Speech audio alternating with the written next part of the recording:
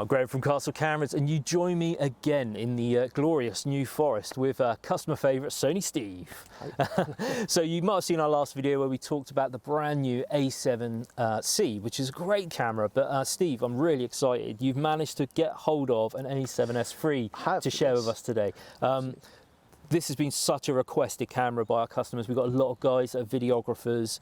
They love the A7S II, but obviously they're lacking a couple of things that they would like to see. So can you run us through the headline features of the new A7S III? Absolutely, Graham, thank you. Yes, so we've seen some fantastic updates on the camera.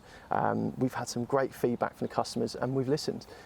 So a couple of the cool bits and pieces that we've been asked about was when we're using the headphone jack or the microphone jack independently of each other. We don't just want one sort of door to open it, if you like, leaving the other one open to the elements. We've got individual caps now. Yeah, cool. basically. Okay. So that's the first one.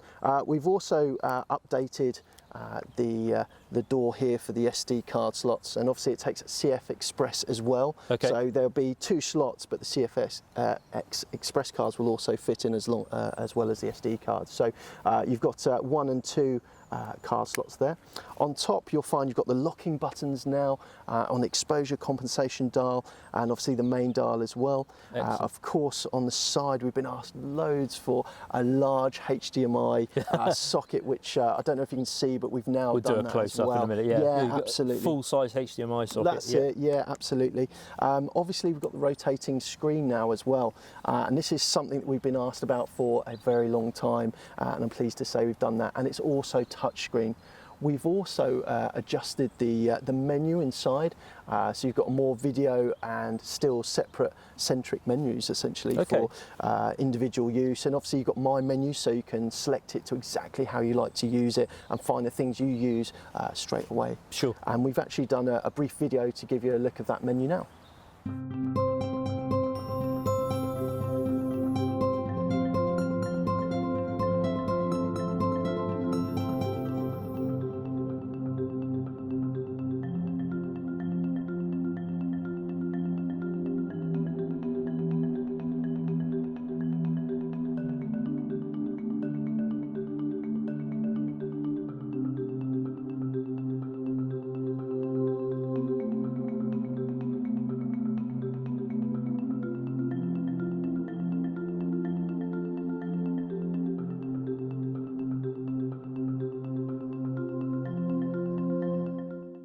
So the other bits and pieces that we've changed on here, so we've now got 92% coverage of the frame, which is a fantastic upgrade. We've also changed the autofocus system now. So the autofocus works with phase and contrast AF, and this will give you 597 AF points, which is incredibly quick. It's 0.02 of a second lock on time, so very, very fast, and that's a lot thanks to that BSI sensor. Backside illuminated for people that just need those acronyms. Yeah, very good. Nice. Exactly right. So basically what you're going to find this is a lot faster focusing than they've ever seen before. You're also going to find that in terms of the video side of things, you've got 4K 60 option. Of course, if you want to shoot super slow-mo, we were asked, can we do super slow-mo 120 frames per second in 4K? Yes, you can. You can now do that. You can even do 240 frames per second in HD as well. So 1920 by 1080 is an option too. Now, again, you're going to have the ability to use eye autofocus in your video as well, which is a huge edge for a lot of working and high-end users as well, and also for the family applications as well. It's just such a great feature to have. So really this could be a proper working tool for a professional videographer, but they're going to be able to use it at the weekend when they take their kids out for a walk as well. So yeah, absolutely. Yeah, it's friendly enough to do that. But yeah, the autofocus enhancements sound incredible. Yeah. So that leads me on to one of the things I was going to ask Steve, is that in video often we've seen that these great autofocus features that you find in the stills mode are sometimes slightly disabled in the video mode, because it's obviously a little harder to push that data through to make it. But has that been addressed? I mean, have we got the full suite of AF ability? So absolutely, in terms of the stills, it carries on from some of the higher end.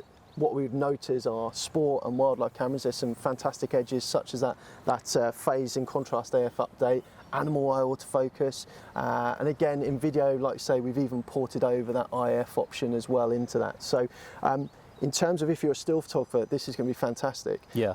If I'm going to shoot some long exposure with some sort of ND10s and things like that, then I would absolutely reach for this. You know, you've got masses of dynamic range in this camera, and the ability to shoot. I mean, the ISO is 409,600, which is absolutely insane level. Will you shoot to that level? Very unlikely. But what it does mean is when you're at the very high echelons of what your working normal levels would be, it's going to be very sharp. So you're at 6400, 12,800. Oh my goodness, yeah, properly absolutely. good. Yeah. And for the wedding side of things, I will absolutely have this in my kit bag, because the amount of times I'm not allowed to use flash inside a church. But the A7S II was great before, but if I wanted quicker focusing, this kind of ticks that box for me, and it allows me to keep the ambience of the scene, get sharp eye autofocused images, and get the shots quietly with silent mode as well. That ticks all the boxes for me in terms of the wedding side, but again, there's so many other applications where it works nicely. Yeah. You know, I mean, given now that, I mean, obviously, you know, you and I have been around cameras a long time. We remember when 12 megapixels was actually, you know, a high megapixel count for some cameras, but these days that does seem a bit low compared to others. But I mean, obviously we know why Sony have done that, but I mean, is this still, what would you say to customers that think that 12 megapixels is not capable enough for stills photography? Yeah, and do you know what? It's a really good point, because seeing a lot of cameras at the moment having very, very high megapixels, you know, like our A7R IV, for example, you know, you've got 60.1 megapixels there. So why would we then say 12 megapixels are good? Well, we keep it 12 megapixels for the low light capability of the camera, of course, and for other reasons. But you've got to remember, 12 megapixels is still high, and I would have no issue shooting portraits with 12 megapixels. Sure. And I think the key thing here is that, I keep touching on it, but the low light ability of the camera would be a key sort of reason for That's right. I that. mean, I guess when you've got those lower amount of pixels on the same size full frame sensor, that each individual pixel is going to be so much larger. If you think of it as buckets, it's going to capture more light individually, more information to pass on, and actually quicker. You know, you can shoot, if you put this into context, 1,000 consecutive RAW files at 12 megapixels. That's incredible, on this, before it's going to hit your buffer, and obviously it depends on your card, but if you've got a big card, you can do 1,000 of those RAW files. And again, that allows you, I mean, it's rare you're going to do that, but the ability, if you needed to shoot a high amount, say for example, I mean, you shot in Finland the Bears and things like that. You might have a few seconds where you want to fire off, and you've got 10 frames per second on here.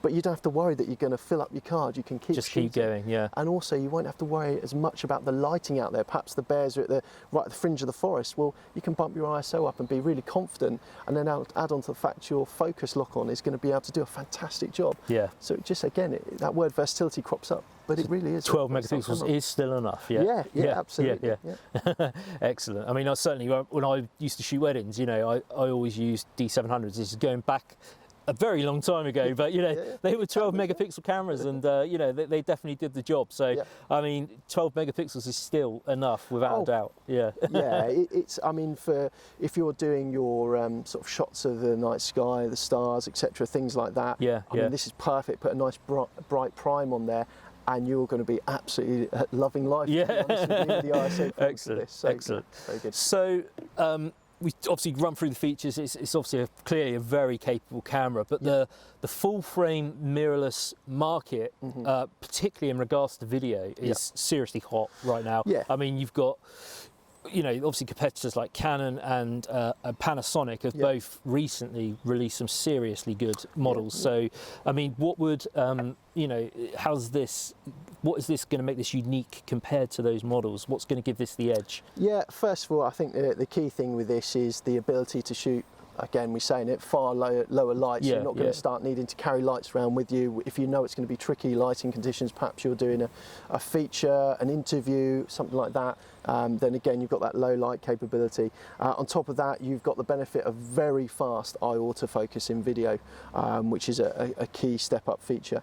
We don't do any pixel binning in our camera in terms of, so we don't do something called line skipping, where you take a line of information, miss a line, take a line, miss a line. What we do is almost take pages of information, so we don't lose anything. And again, that's the benefit of having that 12 megapixel sensor so there. you can process it faster, you're getting a lot all cleaner of the as well. Yeah, absolutely. And bear in mind, in fact, the tracking in the video is very, very good on this model, has been stepped up. The battery is exemplary for its recording. You know, 4K 60, you're going to get an hour's worth of footage out of the video, the battery, I should say. And again, the form factor has been adjusted, and it's something I didn't mention earlier, but is a key aspect of this. So what you will find on the A7S III is we've got far more larger, pronounced grip than we did on the A7 II. Those of you that have seen the A7R IV will see that it's very similar in terms of form factor, so a much larger grip, and again, more comfortable sort of toggle button on the back. The way that it's laid out makes a little bit more easy of use, really, essentially. It makes it a lot easier to use. So, you know, if you are a videographer or a photographer looking for you know, an exceptional low light camera, I think the A7S Mark III is definitely one you should consider. Absolutely. Yeah. Okay, so we're now going to shoot some content with the A7S III. Now, the great thing about the A7S III is it first of all features a new Barnes XR processor, which means 8 times quicker readout than the previous model. On top of that, it's now 422, which means it's got 10-bit output as well. So that means better information in the scene and better color depth. It also features 16-bit external output as well. So basically 10-bit internal and 16-bit external. So that means 16-bit raw information can be captured by the A7S III. So that's enough of the information about the technical side of things. Let's actually see what it can do.